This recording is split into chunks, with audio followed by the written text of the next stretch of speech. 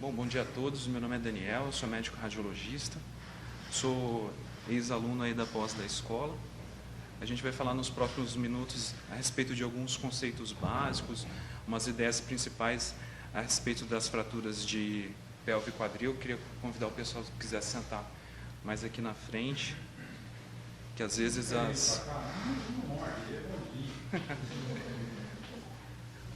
as imagens não estão tão bem definidas e tal. Tem às vezes até scout de tomografia que a gente vai tentar falar alguma coisa. Bom, é até redundante falar sobre a importância do trauma, né, no nosso meio. Aumento da incidência cada vez maior nos últimos anos, né, tanto pelo aumento da frequência, também quanto a melhora dos mecanismos de resgate, né. Esse tema especificamente, ele guarda uma importância tanto da sua morbidade quanto da sua mortalidade. A mortalidade, geralmente, ela se dá em decorrência de lesões de natureza vascular. Nós procuramos usar classificações que acessem tanto o prognóstico quanto a gravidade da lesão, né? De forma que, ao descrever uma determinada fratura, o colega ortopedista consiga imaginar tanto o mecanismo de trauma quanto a gravidade e o prognóstico desse paciente, no sentido de urgência e de priorizar tratamento. As fraturas da pelve podem levar a uma série de comorbidades, né? Devido à proximidade, à contiguidade de diversas estruturas anatômicas, lesões urogenitais, lesões neurológicas, com destaques para lesões do plexo lombosacro. A estrutura, vamos dizer assim, que a gente tem mais que procurar se atentar, muitas vezes até no estudo de bacia, mas na verdade, às vezes, talvez chamar um colega da medicina interna para dar uma olhada, muitas vezes na bexiga e principalmente na uretra prostática, no caso do homem. Esse falando um pouquinho sobre a mortalidade, né? Essa artéria mais frequentemente lesada, a artéria glútea superior, é um ramo direto aqui da ilíaca interna, né? Ela tem uma íntima proximidade aqui com a linha iliopectínea, né? Então, se você tiver uma espícula óssea aqui nessa região, você pode levar a lesão dessa artéria. E lembrando que as lesões, principalmente por aquele mecanismo de cisalhamento, de estresse vertical, guardam maior mortalidade, principalmente devido a essa dificuldade de tamponamento. Aqui, ilustrando um exemplo de lesão de uretra prostática, no extravasamento do contraste para o reto peritônio. Essa fratura apresenta uma distribuição bimodal em pacientes jovens e em pacientes idosos. Os pacientes jovens geralmente são pacientes mais graves, com traumas de alta energia, vítimas de acidentes automobilísticos ou quedas de grandes alturas, enquanto os pacientes idosos em decorrência de trauma de baixa energia, às vezes uma fratura de difícil detecção raio-x, como a gente vai mostrar posteriormente, clinicamente estáveis, né, mas que é o nosso papel, às vezes sugerir ou até fazer algum tipo de suspeição desse tipo de diagnóstico. Falando um pouquinho sobre a anatomia da pelve, né, ou da bacia, ela é composta por dois ossos inominados e pelo sacro, que se articulam aqui ao nível da linha mediana, ao nível das articulações sacroiliacas. Falando sobre o osso inominado, ele é formado pela fusão do ilho, do isquio e do pubis, ao nível da cartilagem trirradiada, e a gente usa muito esse modelo de anel pélvico. Esses são os três ossos que vão se fundir para formar o acetábulo, aqui aos 4 meses de idade, aqui aos 4 anos e aqui aos 10 anos de idade. Lembrando que o acetábulo pode não estar completamente fundido até os 13, 16 anos, então não confundir uma ausência de fusão com traço de fratura. Bom, falando aqui sobre o nosso modelo que a gente usa, o modelo do anel pélvico, né? Você tem dois relativos pontos de fraqueza ao nível das articulações sacroiliacas. O outro ponto de fraqueza, vamos dizer assim, ao nível da sínfise púbica, na junção desses dois ossos que o compõem. Lembrando que esse arco anterior ele é um pouco mais suscetível a fraturas, respondendo por 40% da resistência do anel pélvico, e o arco posterior, esse anel posterior, ele já mais resistente, respondendo por cerca de 60% da resistência do anel pélvico. Falando sobre esse modelo, quando você tem a quebra desse anel, geralmente você vai estar associado à fratura, e quando você quebra esse anel, muitas vezes você vai ter, ele se quebra geralmente em 2 pontos.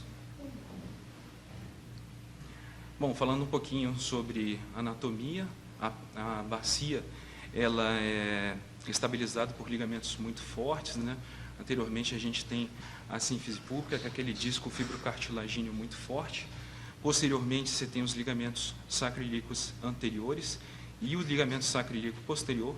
Lembrando que o ligamento sacroiliaco posterior é só o ligamento mais forte do corpo humano, né? A gente usa muitas vezes esse modelo de ponte estaiada para ressaltar essa estabilidade e o modelo de distribuição das cargas. A gente também tem ligamentos muito fortes que garantem a estabilidade, principalmente rotacional, da bacia, o ligamento sacroespinhal e o ligamento sacrotuberal.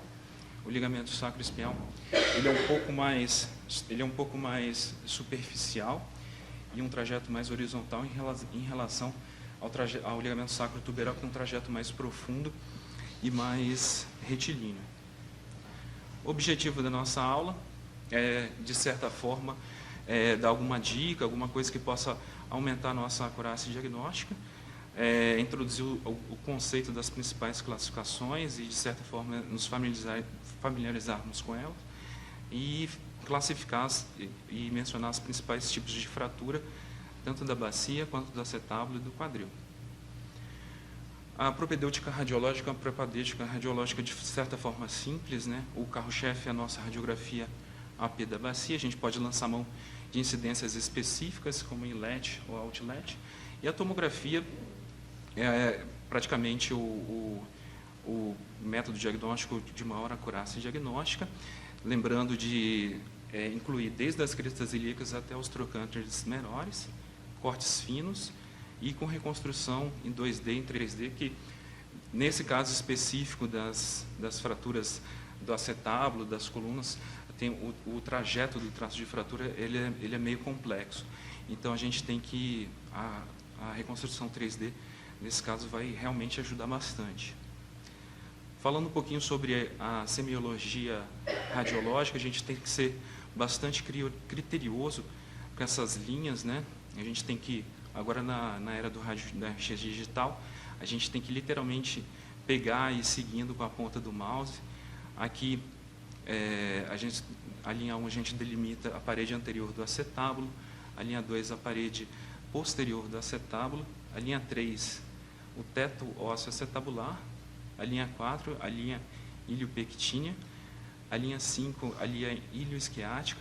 Não podemos esquecer da parede medial do acetábulo, né? Quando você tem uma fratura dela, que chama sinal da lágrima, o sinal da gota.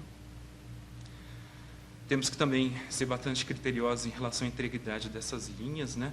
Os forames obturatórios, aqui a linha iliopectina, que se fundindo, formando esse anel pélvico superior. Aqui essa junção do fêmur proximal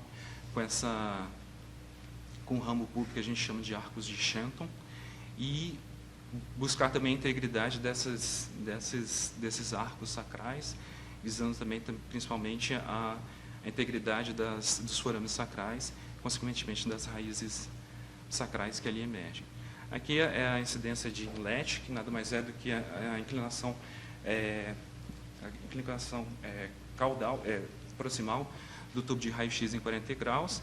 Ele delimita de forma bastante evidente a linha iliopectínea, esse anel pélvico superior, e a incidência outlet, que é a incidência caudal em 45 graus, delimitando de forma bastante satisfatória a linha ilioisquiática.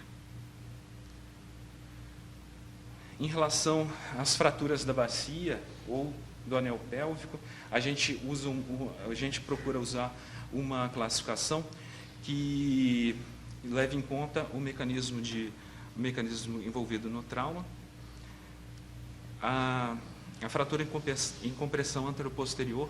O mecanismo básico de trauma é a colisão frontal. Chama a maior atenção nesses casos a diástase da sínfise pública. O vetor de força incide sobre a sínfise pública. Durante a propagação desse vetor, você vai ter ruptura dos ligamentos sacroespinhais e os sacrotuberosos que a gente tinha mencionado, abertura do ligamento sacroiliaco anterior. Essa classificação de Young-Burgess é uma classificação muito clássica, basicamente um consenso no meio ortopédico.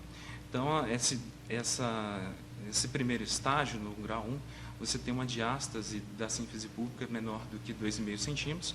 Você pode ter integridade dos elementos ósseos, ou pode estar acompanhado, por vezes, a fratura de algum ramo vertical púbico.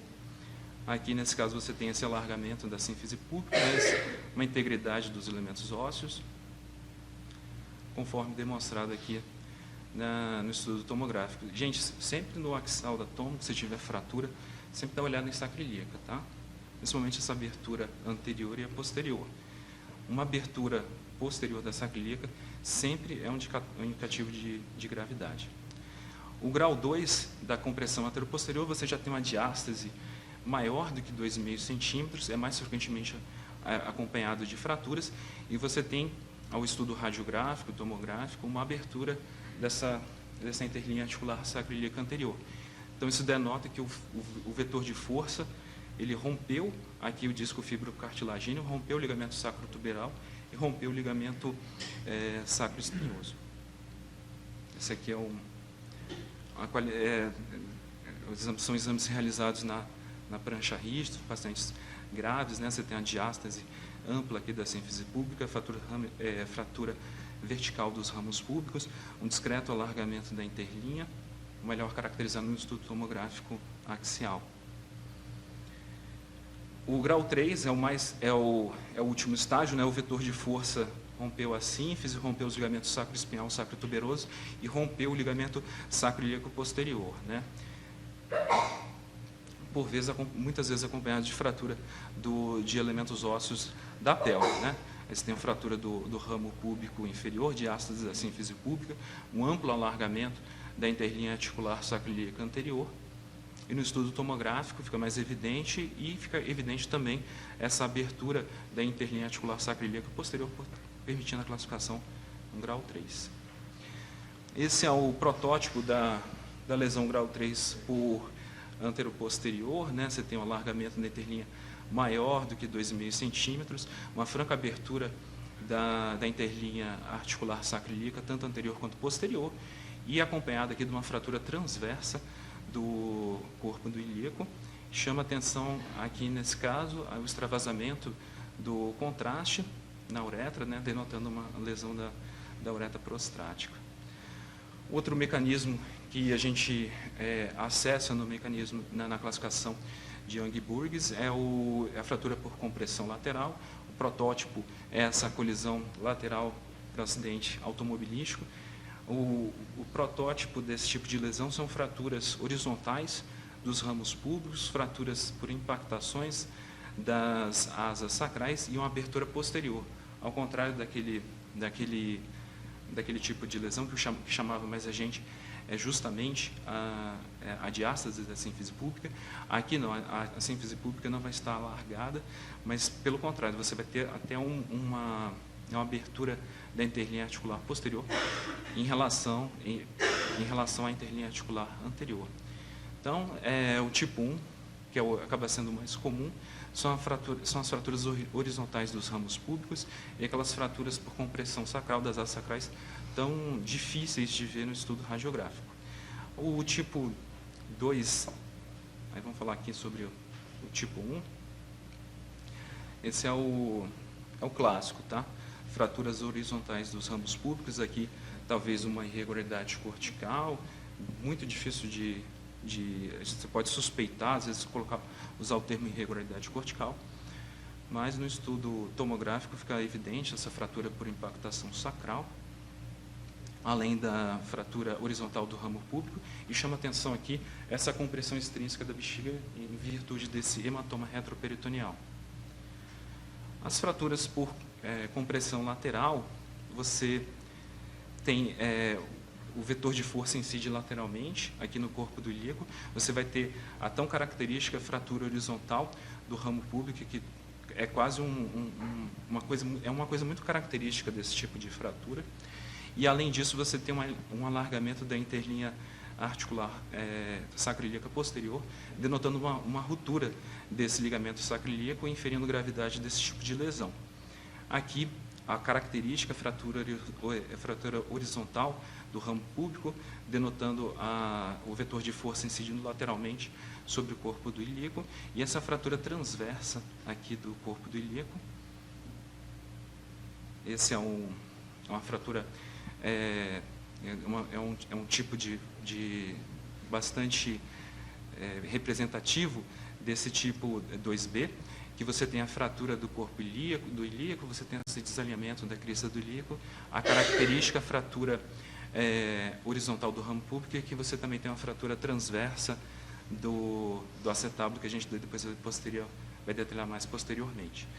As fraturas 3A e 3B é característica do paciente que foi atropelado. No primeiro momento, você tem uma compressão lateral, mas existe um mecanismo de rotação, e aí depois você acaba tendo uma compressão anterior-posterior. Os americanos chamam de winds swept pelvis, se for traduzir, é pelve em vento varrido. Então, você tem a ruptura dos ligamentos sacroespinhal e sacrotuberosos, inclusive contralateralmente ao lado da fratura, e uma abertura anterior da sacroiliaca anterior. Né? Aí aqui você tem o vetor de força incidindo tanto mais lateralmente, mas também anterior-posteriormente, a fratura horizontal dos ramos púbicos, a ruptura dos ligamentos sacroespinhal e sacrotuberosos, a abertura da interlinha articular sacroiliaca anterior, e no lado contralateral você tem a abertura da interlinha articular sacroiliaca posterior. Esse aqui é um mecanismo de trauma, tá? O paciente que foi atropelado. O vetor de força ele incide primeiro lateralmente no corpo do ilíaco e depois ele acaba incidindo anterior-posteriormente. Então, você vai ter tantas coisas que você tinha na compressão anterior-posterior, quanto você tem na compressão lateral naqueles primeiros estágios que são tão característicos. Então, você tem um vetor de força incidindo lateralmente, você tem a disjunção da sínfise púbica, mas que acaba sendo no segundo momento da compressão anterior-posterior, as tão características fraturas de impactação sacral, associados à interlinha, ao aumento da interlinha sacroiliaca posterior, característica desse mecanismo de compressão lateral, e você tem um alargamento da interlinha articular sacroiliaca do lado contralateral. Aqui, no estudo tomográfico, você tem a característica fratura de impactação sacral e o alargamento da interlinha articular sacroiliaca do lado contralateral, além da disjunção da sínfise púbica.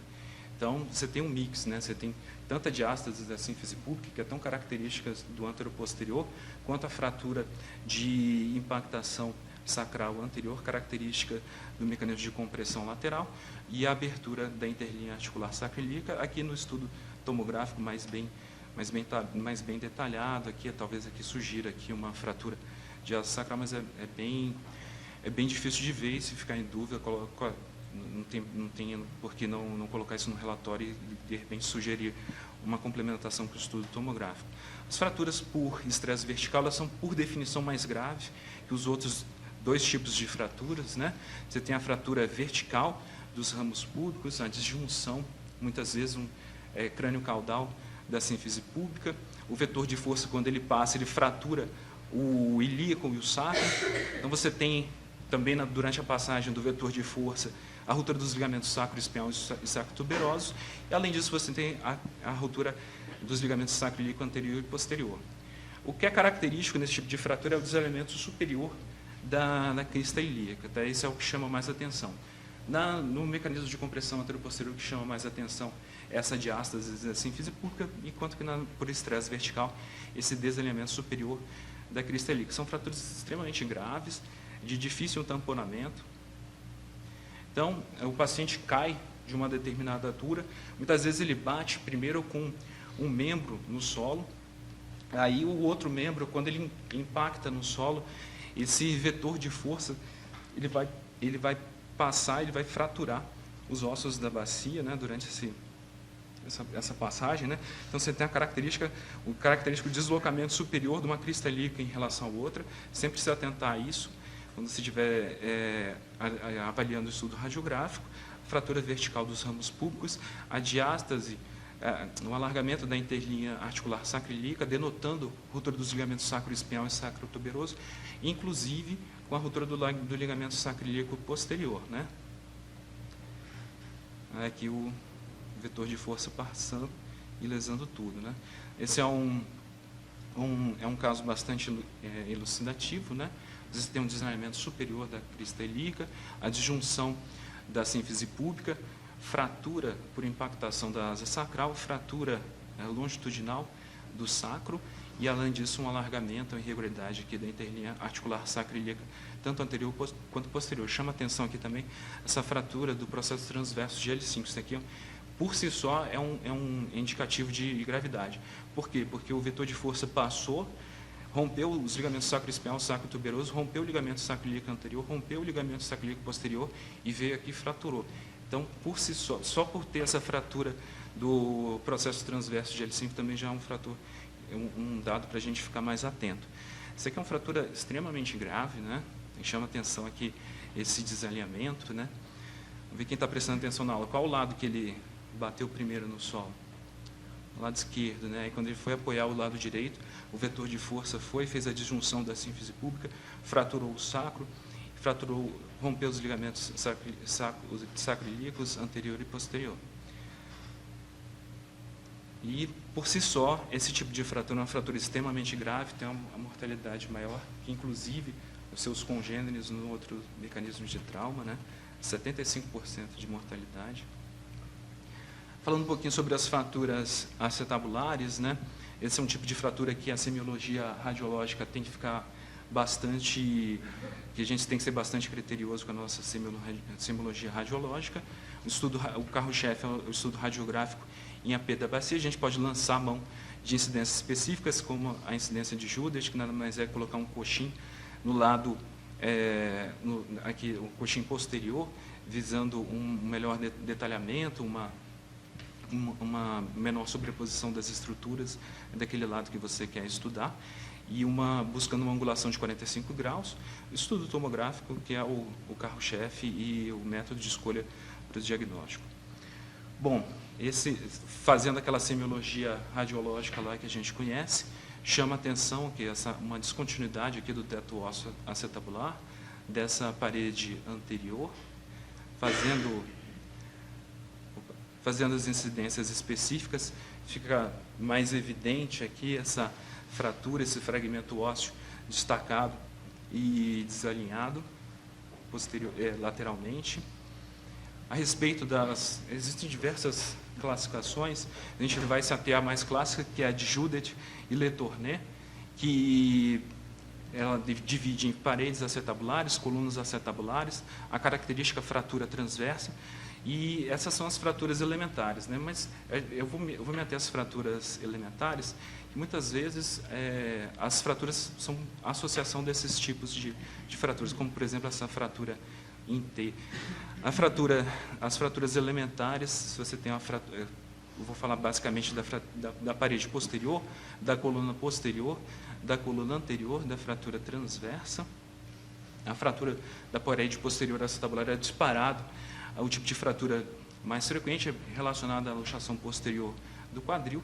O traço de fratura apresenta uma orientação oblíqua nos cortes axiais da tomografia, não se estende ao forame obturatório e, por definição, é um tipo de fratura mais tranquilo, de melhor prognóstico em relação à fratura da coluna posterior. Lembrando que as fraturas da parede posterior são muito mais comuns, que é a fratura acetabular mais comum e é muito mais comum, inclusive, que é a fratura da coluna anterior. Aqui a gente vai falar o conceito de parede e de coluna, né? A coluna anterior aqui de amarelo, que é a fusão do osso ilíaco com o pubis. A parede anterior é muito menor, né? Ela está contida nessa coluna anterior, enquanto que a coluna posterior é formada basicamente pelo isco. até o nível aqui da espinha esquiática posterior. E a gente vai gravar dois pontos bastante importantes, dois relevos ósseos bastante importantes, que é o corpo de ilíaco, que a gente vai muitas vezes chamar de ramo ilho púbico. Se pegou o ramo ilho púbico, é uma fratura de coluna anterior, e essa espinha esquiática, se pegou a espinha esquiática, é uma fratura de coluna posterior. Está faltando alguma coisa aí nesse corte axial? Bom, chama atenção aqui essa ausência aqui da parede posterior do acetábulo, né? Em termos práticos, tá, gente? Esse tipo de fratura é basicamente um fragmento ósseo avulsionado, tá? Tem um prognóstico bastante melhor do que em relação à fratura da coluna posterior. Chama atenção aqui também que um corpo livre, né? Aqui está faltando, está amputado, né? Esse fragmento ósseo foi destacado, deslocado posteriormente, a gente consegue ver nos cortes subsequentes, o derrame articular com lipohemartrose e o fragmento cortical ósseo avulsionado. A gente tem que relatar isso aqui porque o ortopedista tem que abordar que isso aqui acaba funcionando como um corpo livre. Isso aqui é o mecanismo mais comum, tá? Só falando um pouquinho aí. Quando você vai comprar um carro, existe uma classificação, tem airbag para joelho. Isso é daqui uma das coisas que eles avaliam no crash test. Hoje em dia, quando você tem uma batida, o motor do carro ele tem que cair no chão, porque antigamente o motor ele entrava dentro da cabine do motorista, né? Aí, então, essa aqui é uma luxação posterior do quadril, tá? Você tem uma elevação, uma rotação interna do membro, né? O exame físico simula até uma fratura de colo femoral. No estudo radiográfico, você vai ter a fratura até maior e ela está impactada. O ortopedista tentou reduzir, não conseguiu, tá? Aí você tem esse grande fragmento ósseo destacado e ele vai tentar reduzir, não vai conseguir reduzir esse tipo de fratura devido a essa gravidade da fratura propriamente dita. Esse tipo de fratura por vezes acompanhado de fraturas da cabeça femoral, de impactação no aspecto inferior e medial da cabeça femoral, ou então uma fratura por compressão no aspecto mais medial da cabeça femoral. Aqui, né, a gente vê essa impactação mais evidente, e aqui mais posterior essa compressão com esse fragmento ósseo desalinhado. Esse aqui é muito relacionado a uma compressão, e esse aqui acaba sendo um mecanismo de trauma bem parecido com o Hill-Sachs e com o Bancar. A fratura transversa da parede acetabular é bastante característica do ponto de vista radiológico. É uma fratura que o traço de fratura vai dividir o acetábulo em metades superior e inferior, ou medial e lateral no estudo radiográfico panorâmico da bacia. O traço de fratura tem uma orientação sagital nos cortes oblíquos da tomografia e ela não vai se estender ao forame obturatório. Pode se estender nos casos mais graves. Aqui é a característica, né, fratura transversa da bacia, uma relativa preservação do ramo ilho púbico do corpo do ilíaco e também da espinha ilíaca posterior. Aqui no estudo axial da tomografia, que permite ver, né, que, na verdade, principalmente nas sequências axiais, o acometimento do traço de fratura ficou restrito tanto às colunas anterior quanto às colunas posterior. Bom, até agora eu não falei nada que o traço de fratura ia para o forame obturatório. Se o traço de fratura vai para o forame obturatório, ele é uma fratura de coluna acetabular. Se ele vai para o ramo ilho púbico, para o corpo do ilíaco, é uma fratura de coluna acetabular anterior. Se ele vai aqui ao nível da incisura esquiática, da espinha esquiática, é uma fratura de coluna posterior. São fraturas, por definição, mais grave que as fraturas de parede acetabular, né? As fraturas de parede acetabular acabam funcionando como se fossem fragmentos ósseos avulsionados.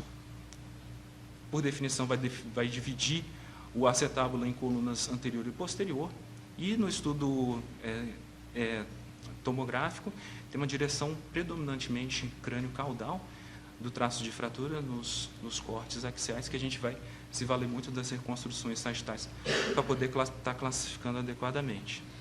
Então, a fratura da coluna anterior, o traço de fratura se estende do teto ósseo acetabular até o corpo do ilíaco, o que um termo que a gente usa muito é ramo iliopúbico, e inferiormente o traço de fratura vai até aqui o forame obturatório, o ramo púbico inferior. Fratura da coluna posterior, o traço de fratura se estende até aqui a incisura isquiática e existe o acometimento aqui do forame obturatório. Esse aqui é o conceito das colunas, né, anterior e posterior, coluna anterior, ilho mais pubis, fratura, coluna posterior, basicamente só o isquio, coluna posterior, o traço de fratura pega o forame obturatório, passa aqui pelo aspecto posterior do acetábulo até a topografia da incisura isquiática, fratura da coluna anterior, forame obturatório, essa metade anterior do acetábulo até o corpo do ilíaco nesse aspecto mais inferior. E essa fratura pegou o forame obturatório, pegou o ramo iliopúbico aqui, o corpo do ilíaco, e pegou a incisura isquiática. Então, tem elementos tanto de fratura anterior quanto de posterior. Então, a fratura das duas colunas. Esse é um exemplo bastante representativo da fratura da coluna acetabular posterior. Desligar um pouquinho dessa fratura intertrocantérica aqui, chama atenção aqui a descontinuidade do teto ósseo acetabular, da parede posterior, com extensão do traço de fratura aqui a espinha isquiática. Então, a fratura de coluna acetabular posterior. Aqui, a fratura da coluna acetabular anterior, você tem uma extensão do traço de fratura por todo o corpo do ilíaco, até aqui a crista ilíaca. Na reconstrução 3D fica mais evidente, a reconstrução 3D tem particular valia, né, na classificação das fraturas acetabulares e fraturas da bacia. E aqui é a fratura de ambas as colunas. O traço de fratura vai tanto para a espinha isquiática posteriormente, quanto vai para o corpo do ilíaco. Talvez aqui no estudo radiográfico não esteja tão evidente, mas aqui no estudo tomográfico a gente consegue ver uma irregularidade aqui, o traço de fratura indo aqui até a parede acetabular anterior.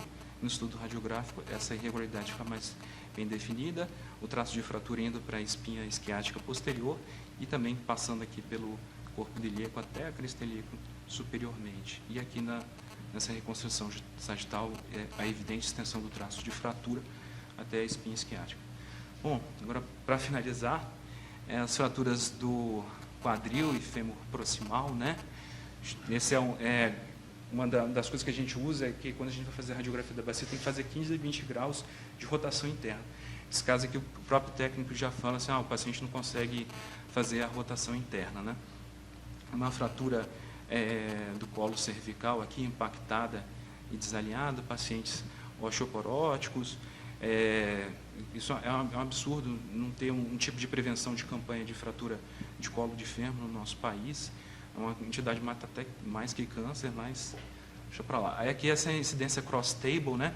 Você faz 15 a 20 graus de rotação interna, a flexão do membro contralateral, e aí você faz uma angulação também de 35 a 45 graus do cassete do filme aqui. As fraturas do fêmur proximal, alguém chutaria qual tipo de fratura aqui que é mais frequente? E a fratura intertrocantérica, né?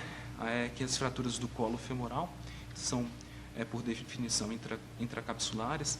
Dessas aqui, a transcervical é mais frequente.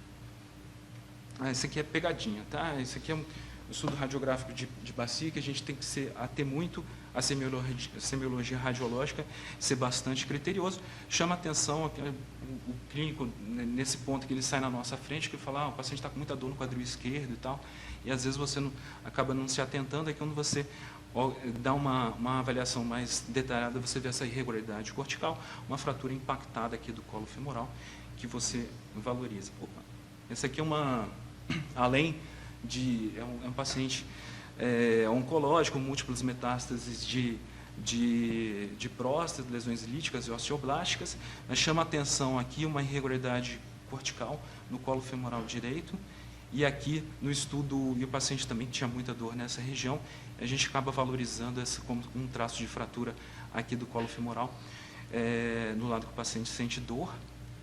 Esse aqui é um paciente com muita dor no quadril esquerdo, uma fratura radiograficamente oculta aqui, talvez uma irregularidade cortical aqui, que no estudo por ressonância magnética ficou bem caracterizado o traço de fratura nos planos coronais T1 e T2. Lembrando que o clínico, o paciente tem essa informação, que está com muita dor, não consegue botar o pé no chão, não consegue andar, e o raio-x deu normal. Então, nesse ponto especificamente, a gente tem que valorizar e, às vezes, até ir atrás de mais dados clínicos. Isso aqui só para finalizar, essa classificação de Garden, tá? A fratura do colo femoral. Você tem uma fratura incompleta, a fratura completa sem desenhamento, a fratura com desvio, mas sem desenhamento significativo, e a tipo 4 é a fratura completamente desalinhada, com encurtamento, rotação interna do membro. Tá? Os ortopedistas gostam muito desse tipo de detalhamento. Essa aqui é a fratura intertrocantérica, que é a mais comum, né? A gente usa a fratura comunicativa do fêmur proximal, com o principal componente longitudinal oblíquo do traço de fratura. É importante falar onde esse traço de fratura passa e quais fragmentos ósseos que ele delimitam, né? Com particular importância aqui para o trocânter menor, porque o ilho pessoas insere, e aqui do trocânter maior, porque a inserção da musculatura glútea. Tá? Então, esses foram os nossos objetivos, tá? Da nossa aula. Falar um pouco sobre a semiologia radiológica, tentar ajudar aí no diagnóstico de algumas fraturas e, de certa forma, já começar a se familiarizar aí com as classificações radiológicas. É isso aí, Fábio. Bom dia. Vou falar um pouquinho de prótese do quadril. Com relação à prótese do quadril, é considerado um dos procedimentos mais bem-sucedidos ortopédicos, sendo que em 2006, em um artigo da Lancet, foi considerado a cirurgia do século por muitos cirurgiões, devido justamente à capacidade de melhorar muito a qualidade de vida e mobilidade dos pacientes.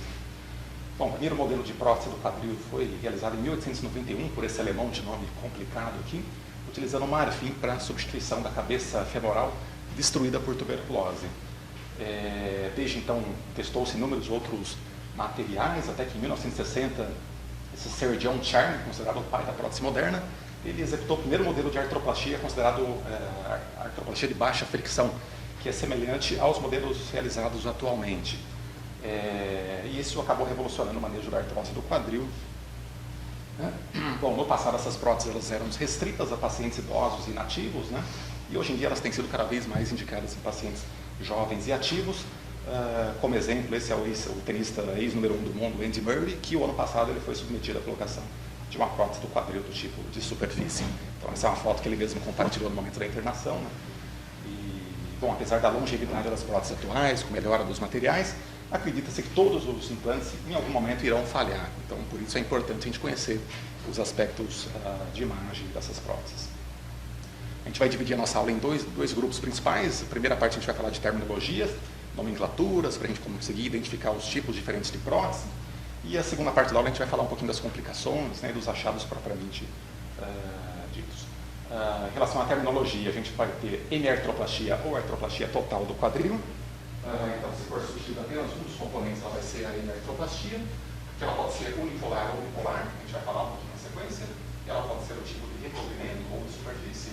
E a artroplastia do quadril pode ser convencional, pode ser híbrida, quando usa o cimento em um dos componentes, componente femoral, e híbrida reversa, quando o componente cimentado é utilizado no componente acetabular.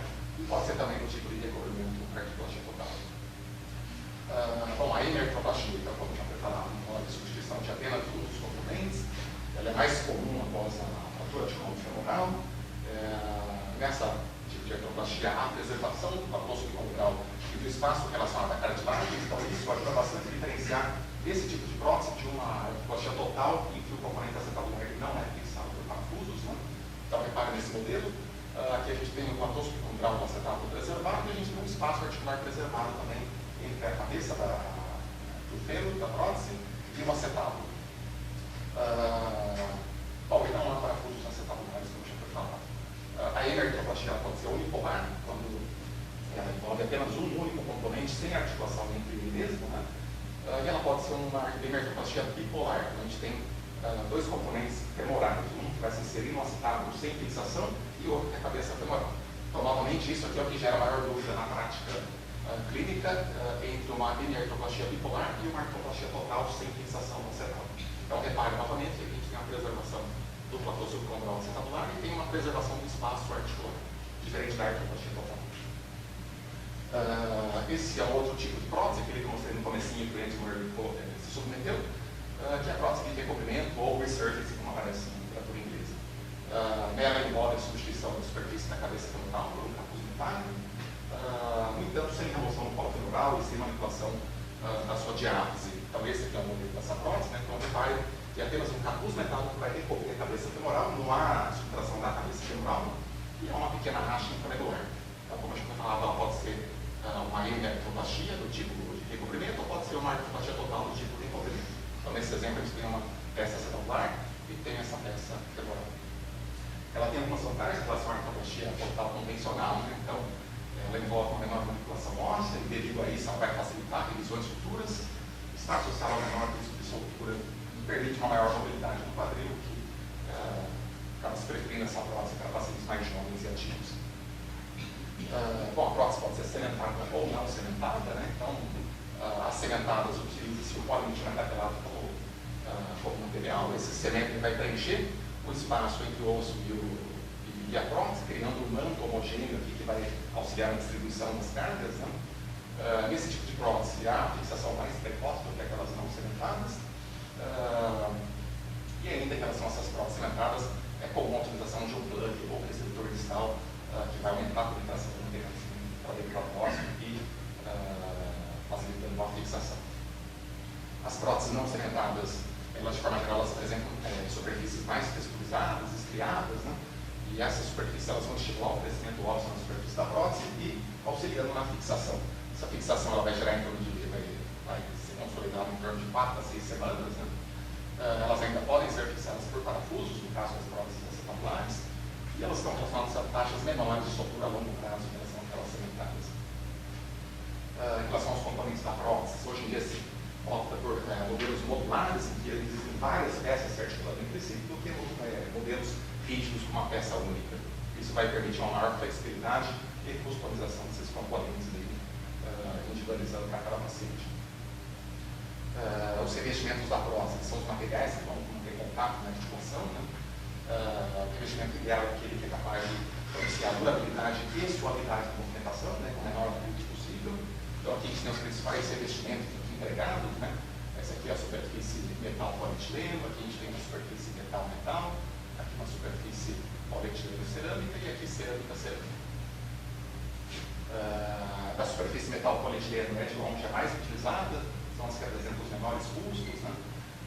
No entanto, tem um inconveniente que principalmente pelo polietileno apresenta maior taxa de desgaste, gerando partículas líquidas que podem gerar reações por macrófagos, linfócitos, gerando sinovite e osteólise e risco de soltura.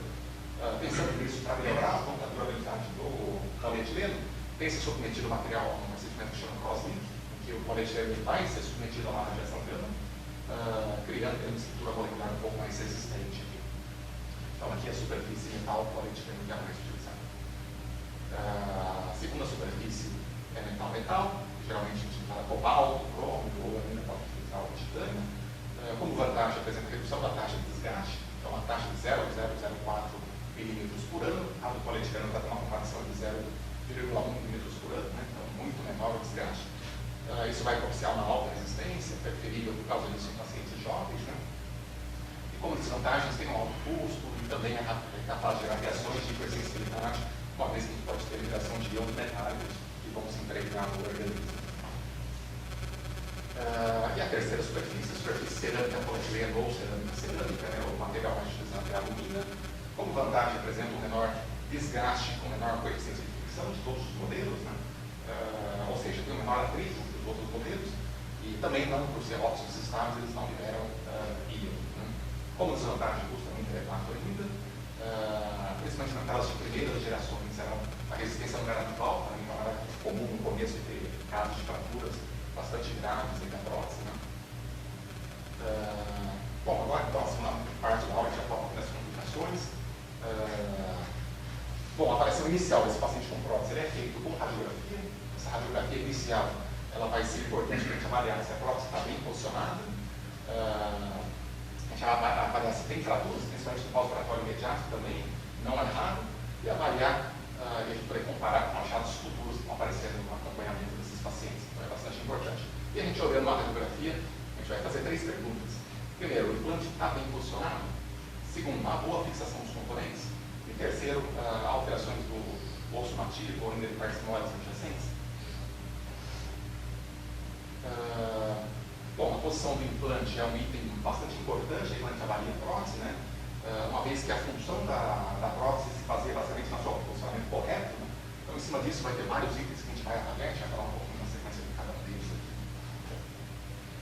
Bom, o primeiro deles é o ângulo de inclinação lateral do acetábulo. Esse ângulo ele é formado por uma linha que passa pelas superosidades isquiáticas e uma outra linha que passa pelas margens mais anteriores e posteriores da peça acetabular. Então, esse é o ângulo de inclinação. O aumento desse ângulo está relacionado ao aumento do índice de soltura, né? E o normal entre 30 e 50 graus. Segunda medida, a medida da inversão do componente acetabular. Então, essa medida é formada por uma linha perpendicular, essa linha isquiática. Então, essa é a linha perpendicular. E uma outra linha que passa pela margem anterior e posterior da prótese. Então, essa é avaliada no plano axial. O aumento dessa inversão está associado também à soltura e deslocamento. Então, aqui nessa prótese à esquerda, a gente observa que tem uma inversão desse componente acetabular. Isso aumentando o risco de soltura. O normal é de 5 e 25 graus. Terceira medida, o offset femoral. O offset femoral é uma distância entre o eixo da haste femoral e o centro da cabeça femoral. Então, um valor normal de 35 a 50 milímetros. Né? E aqui uma redução desse offset ele vai estar relacionado a uma redução do vetor de força da musculatura glútea.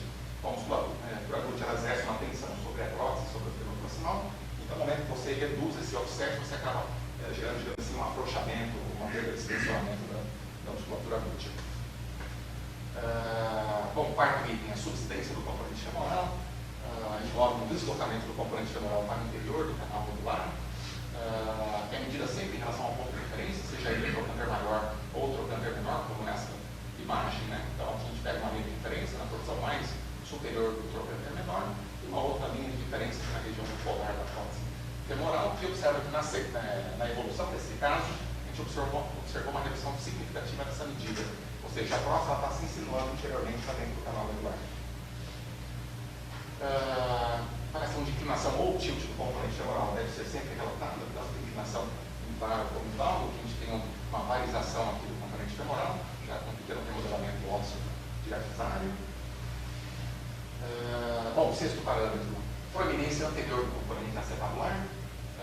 Então, essa proeminência seria uma área do implante desprovida de cobertura óssea. Então, aqui nessa ilustração, por exemplo, eles têm esquematicamente aqui o acetábulo nativo e aqui a prótese acetabular.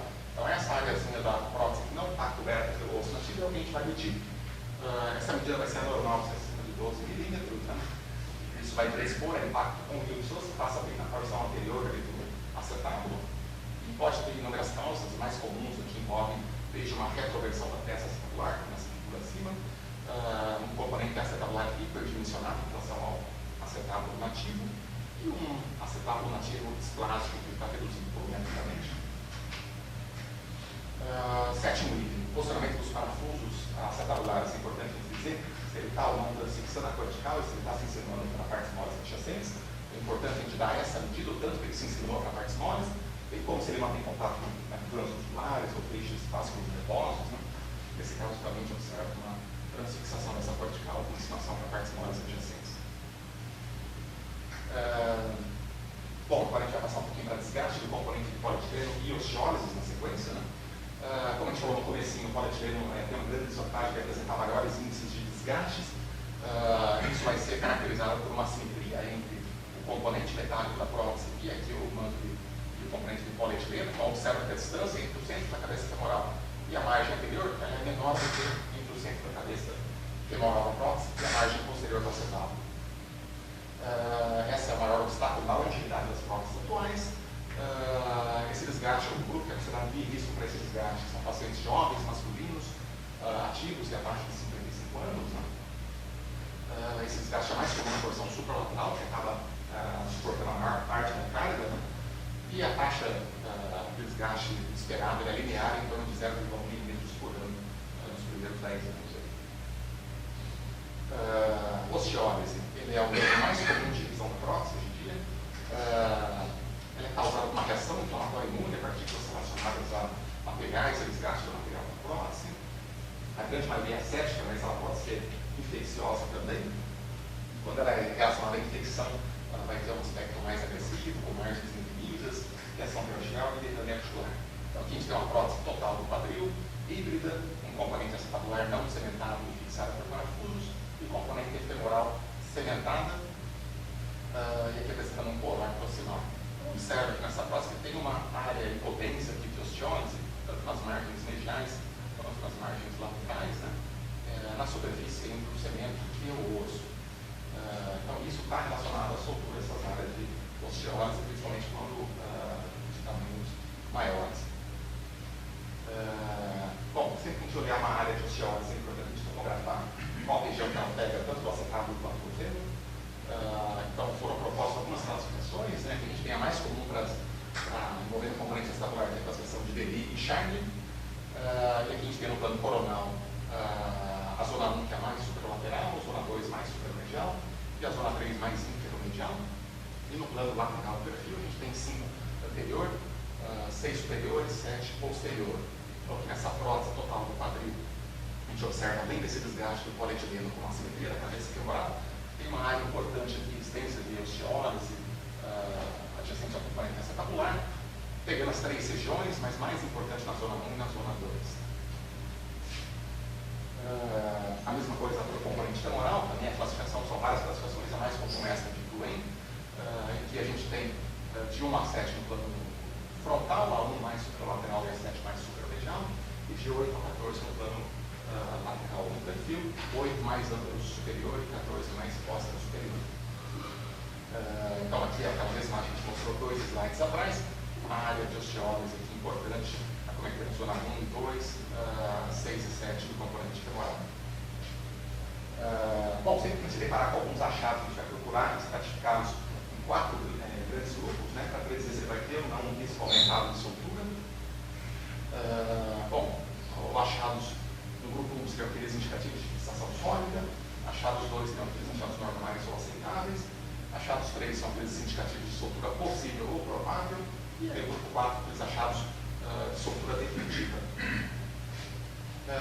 Bom, achado 1, indicativos de fixação sólida são aqueles, primeiro, estabilidade da imagem com o tempo, esse é um fator importante para a gente poder dizer se tem um achado relacionado à soltura ou não. Uma área de potência periprótese que não evolui ao longo do tempo, provavelmente não vai ser uma soltura. E o segundo componente desse grupo 1 seria a presença de trabeculado ósseo acompanhando a margem da prótese.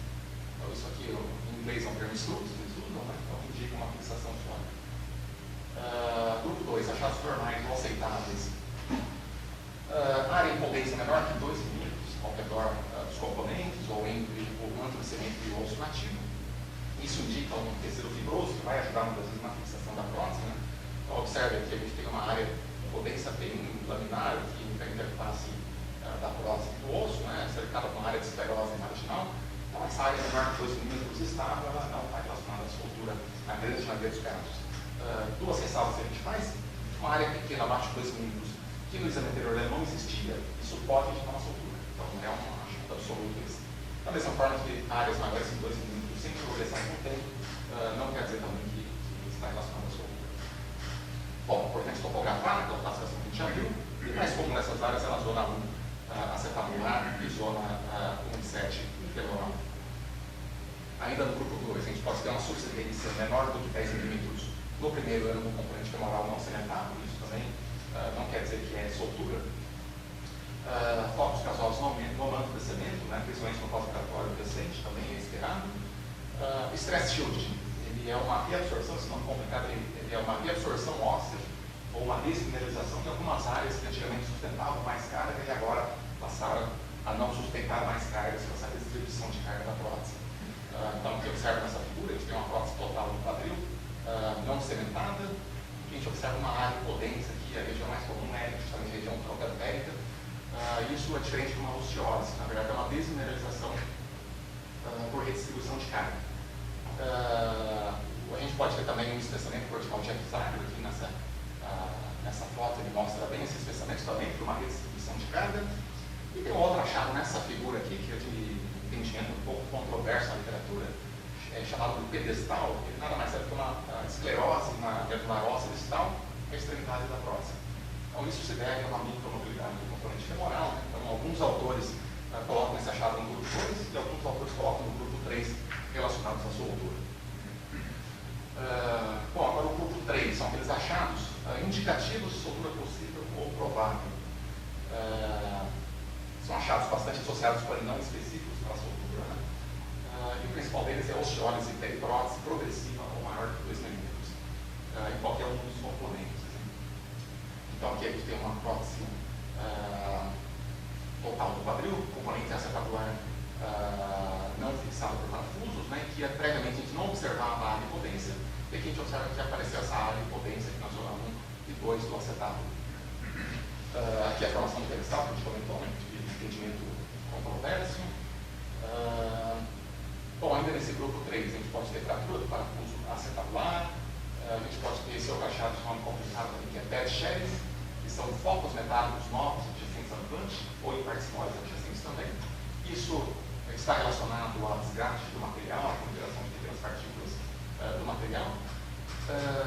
Nessa imagem, não sei se fica bem evidente aí no fundo, mas vamos ter uma artroplastia total do quadril, componente acetabular fixada por parafusos, apresentando uma área de potência nessa zona 3 na acetabular, e com pequenos focos aqui que permeiam essa área de osteólise, né?